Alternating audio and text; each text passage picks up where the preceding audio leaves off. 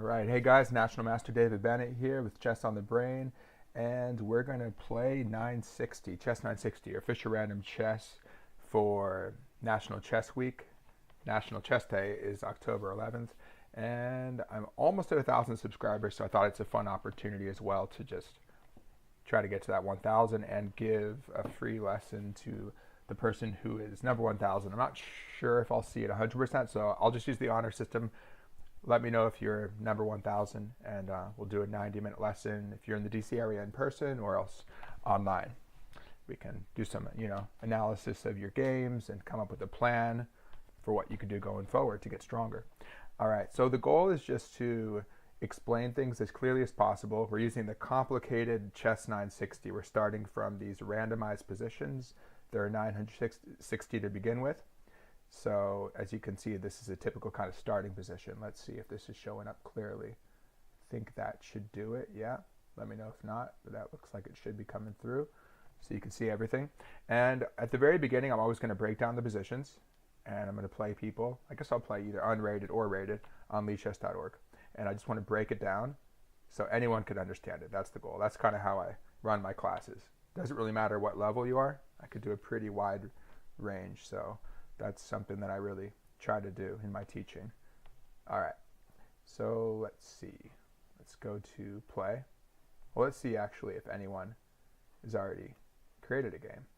1 plus 2, that's a bit fast. 4 is, okay, let's do like, I don't know, 7 plus 7, 8 plus 8, something like that.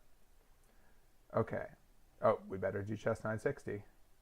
Standard, we'll change to Chess 960. Rating, minus 500 to plus 500, that's fine. Okay, we'll do rated, whatever, that's fine. Okay, create lobby game. Changed it up a little bit on Lead Chess.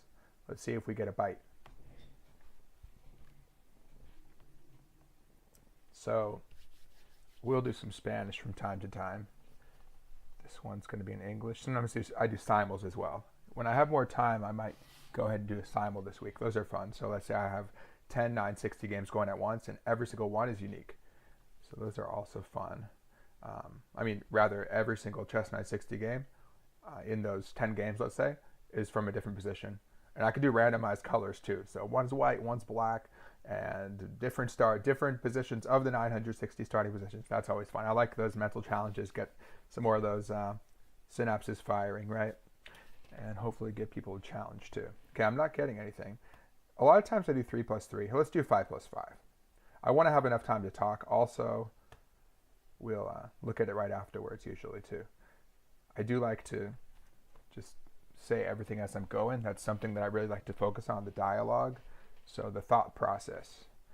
For me and for my student, I try to explain how I go through things when I'm how I'm approaching planning, looking at my opponent's threats, coming up with tactics. Okay, we got a 2044 in 960.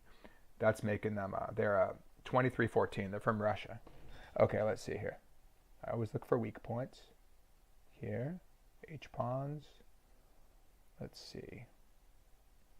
We want to control the center. Want to get our knights out. Let's go with C5, because that'll allow the bishop to open up, and I can indirectly control some center. And they're looking at this pawn right here on H7. So which knight should I bring out? I think I'll just copy them for now because I know I want the knight in the corner out anyhow. I'll say hi. Oh, it says I'm streaming, so we're good to go. I don't love to copy my opponent. Let's see. If I can avoid it, I usually will. I can castle immediately because in Chess 960, we're going to end up on G8 with the king or C8. There's nothing in between. You could literally just switch the pieces right now. What else can we do? We want to, of course, control the center and rapidly develop as usual. Maybe knight f4 is interesting, then I get kicked. Don't want that yet.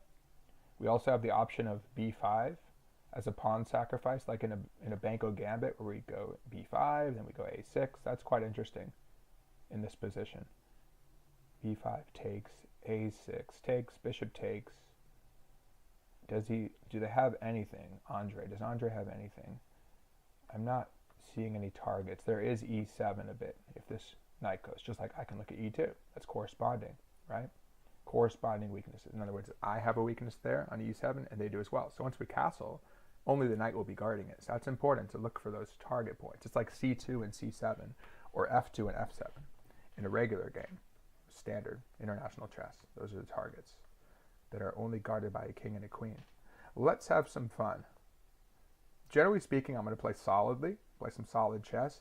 It's not totally unsolid or to go ahead and attack this pawn with the other pawn, giving up 2 for 1.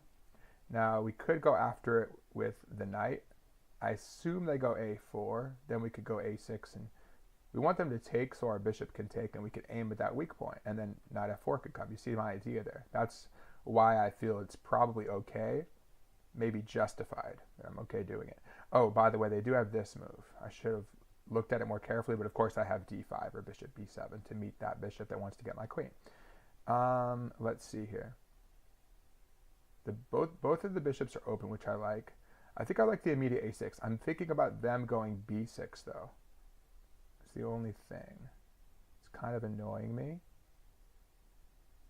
Now, if I go after them with the knight, see if they go a4, then go a6. Also possible. Again, I have to anticipate this b6 move. I think that's okay. Let's just do it. If they go b6, I may even go a5 and get my bishop a6, but they're just letting me do it. Okay. So we take back very common Benko gambit, B-E-N-K-O. If you look up the Benko gambit, I'm using that idea. That's what we could do in 960. We can apply ideas that we already know. So they're blocking my bishop. Sensible. Makes sense. Okay. We need to keep developing, strike in the center, and just kind of pretend like we're not even down a pawn. That's fine. Now, if we want to go after them to bring our knight in, bishop f4, I think they could just kick the knight out after they capture. No problem for them. I do want a castle soon. This knight on e8, where does he belong? If it goes to f6, we can go to d5 and centralize. Actually, I kind of like that, because then